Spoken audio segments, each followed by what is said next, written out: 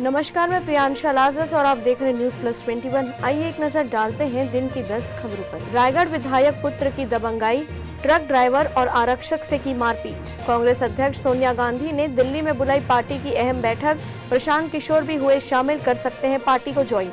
देश में फिर आए कोरोना के 1000 से भी कम केस, 4 लोगों की मौत, एक्टिव मामलों में बढ़ोतरी जारी।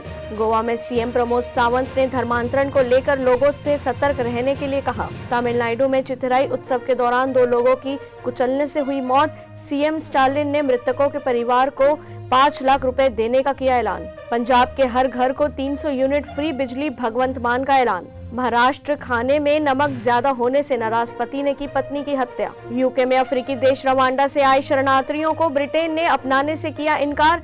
यूएन नाराज अंतर्राष्ट्रीय कानून का उल्लंघन बताया। पूर्व सीएम मांझी के भगवान राम को भगवान नहीं बोले वाले बयान से भाजपा हुई नाराज। मुंबई इंडियंस में आज डेब्यू कर सकते हैं अर्जुन तेंदुलकर। ऐसे ही तमाम जानकारियों से लगातार अपडेट रहने के लिए हमारे चैनल को लाइक और सब्सक्राइब करना ना भूलें। नोटिफिकेशन के लिए बेल आइकन जरूर दबाएं।